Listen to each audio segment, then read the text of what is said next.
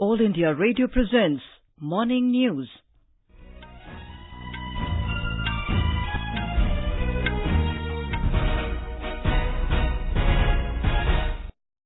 Good morning, I'm Anuja Kumar. The headlines. Pakistan fails to get support of a single country on Kashmir issue at United Nations Human Rights Council meeting.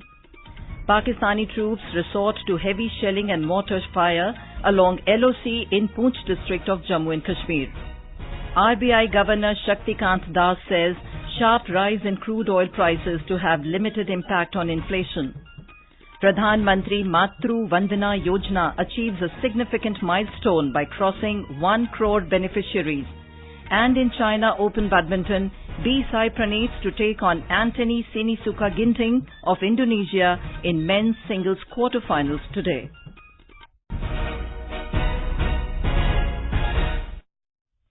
Pakistan once again faced a major embarrassment over its stand on Jammu and Kashmir.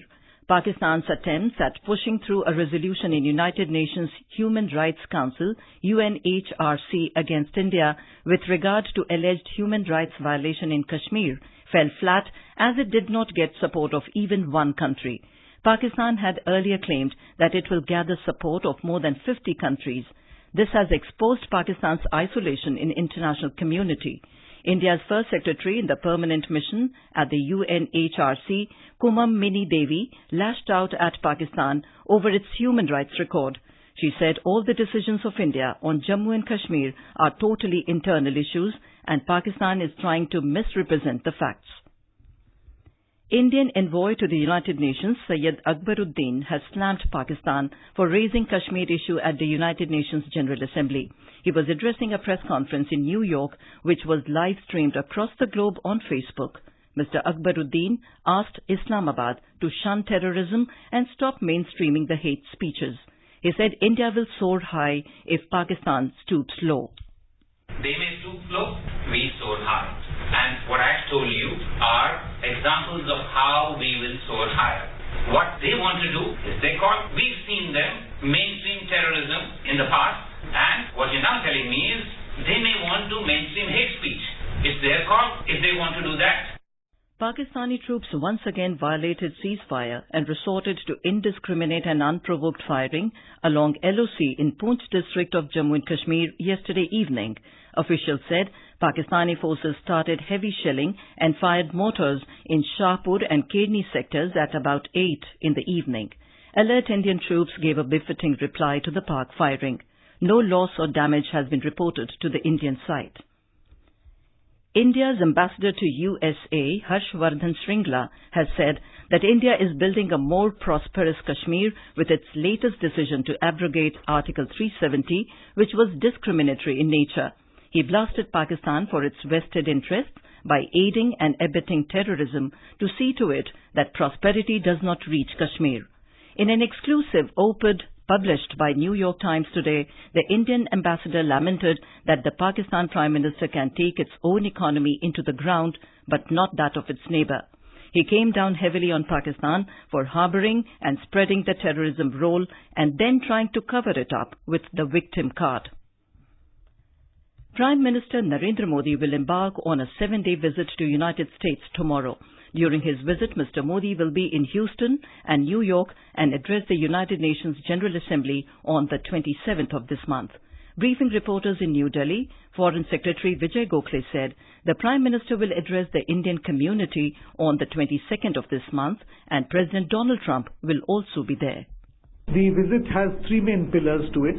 First, the multilateral engagements at the United Nations. Second, the bilateral component of the visit in the United States, covering political meetings, interaction with the business community and with the Indian diaspora. Thirdly, the bilateral meetings that he will have with world leaders in New York. Preparations are in full swing ahead of the big Indian community event Howdy Modi in Houston. The organizers, Texas India Forum, have said that this will be the largest gathering for an invited foreign leader visiting the United States other than the Pope. Our correspondent covering the event has filed this report. 2 days ahead of the mega diaspora event Howdy Modi in Houston, huge digital billboards are on display on major highways. several yard signs have appeared in the city welcoming Prime Minister Modi. Indian flags are seen fluttering outside homes of Indian Americans across the city. All are eagerly awaiting for a grand spectacle on 22nd September. The theme of the event is Shared Dreams, Bright Future. Focus is on the success of Indian Americans and their contributions to the United States as well as the strength of US-India relationship. The news of joint address by the leaders of the world's two largest democracies, Prime Minister Narendra Modi and President Donald Trump, has created a lot of buzz in the media space and among the people. This will be the third major address by the Prime Minister to the Indian American community in USA. The previous two occasions were at the Madison Square Garden in New York in 2014 and then in Silicon Valley in 2016. Atul Tiwari, AIR News from NRG Stadium in Houston. On 24th September, India will organize an event to commemorate the 150th birth anniversary of Mahatma Gandhi in the UN. Mr. Modi will be joined by heads of some countries, including President of South Korea, Prime Ministers of Singapore, New Zealand, Bangladesh and Jamaica, as well as the UN Secretary General. During the visit, Mr. Modi will also be honored with Bill and Melinda Gates Foundation's Global Goalkeepers Award for his leadership in the field of sanitation through Swachh Bharat Abhiyan. The Prime Minister has requested those who make contradictory statements on Ram Temple issue to have faith in the judicial system of the country. Addressing the Vijay Sankalp rally in Nashik, Prime Minister urged people to have faith in the Supreme Court, which has agreed to sit extra time to complete the hearing on the Babri Masjid Ram Janmabhoomi matter. Mr. Modi highlighted his government achievements during first 100 days of his second term as the Prime Minister. पहले शतक में देश, समाज और दुनिया में नए भारत के नए दृष्टिकोण की झलक है। कठिन चुनौतियों से टक्कर की ललक भी है, वेलफेयर का विश्वास भी है और देश के अर्थतंत्र में सुधार का, रोजगार के नए अवसरों के निर्माण का प्रयास भी है। For quick news updates, follow us on Twitter at AIR News Alerts. Prime Minister Narendra Modi and Mongolian President Khatalma Batulga will jointly unveil the Lord Buddha statue at Ganden Monastery in Ulaanbaatar via video conferencing today.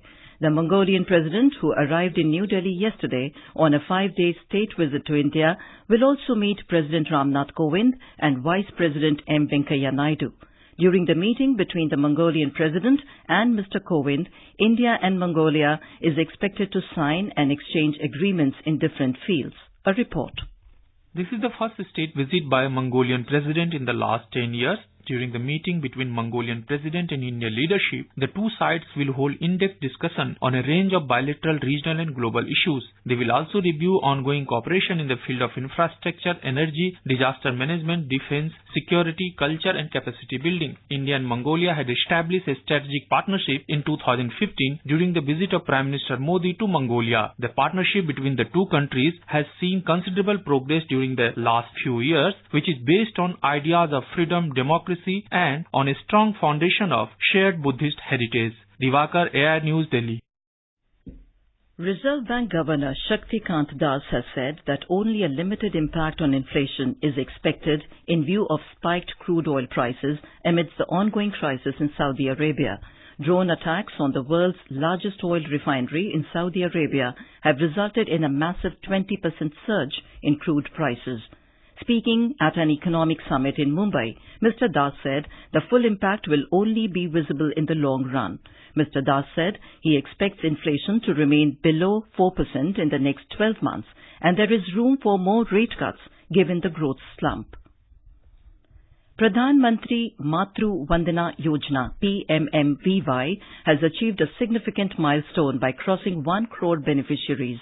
The PMMVY is a direct benefit transfer scheme under which cash benefits are provided to pregnant women in their bank account directly to meet enhanced nutritional needs and partially compensate for wage loss.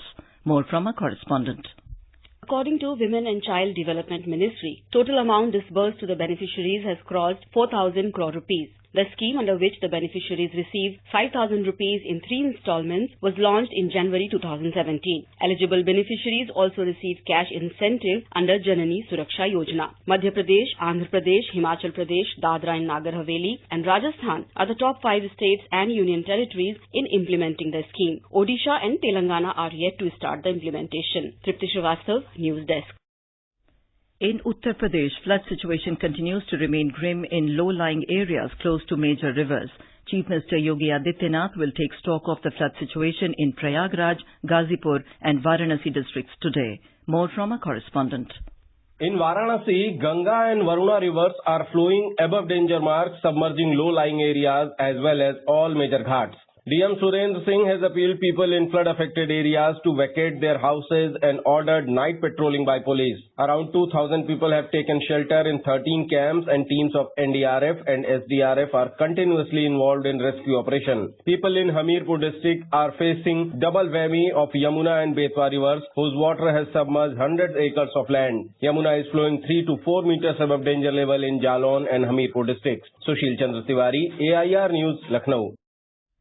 In China Open Badminton, Sai Praneeth will take on Indonesian 7th-seeded Anthony Sinisuka Ginting in men's singles quarterfinals today. World Championship bronze medalist Praneeth is the only Indian left in the fray. In the pre-quarterfinals, he defeated Lu Guangzhou of China in straight sets 21-19, 21-19. And now for an overview of today's newspapers, it's over to Subhadra Ramachandran. Thank you, Anuja. Almost all the dailies have mentioned the Prime Minister's efforts to reach out to the people of Kashmir. The Hindu quotes the PM, "Hug each Kashmiri, build new paradise." On PM Modi leaving for the mega event Howdy Modi in the US, the Indian Express states, PM will not discuss Article 370 at UN. The Pioneer adds, Modi-Trump may discuss reinstatement of duty-free entry of Indian goods to US. The Economic Times reports of open houses in 400 districts to push loans. The paper writes public sector banks to go on lending spree. Government plans to boost mineral output by 200%, reports the Statesman. Air Marshal R.K.S. Bhaduria will be the next Chief of Air Staff, is a headline in the Asian Age. And finally, in a positive impact of amended Motor Vehicles Act, there has been a 9-fold rise in cases seeking PUC in Bihar, Uttarakhand, reports the Times of India. With that, it's back to you, Anuja. Thank you, Subhadra. And now, before we end the bulletin, the headlines once again. Pakistan fails to get support of a single country on Kashmir issue at United Nations Human Rights Council meeting.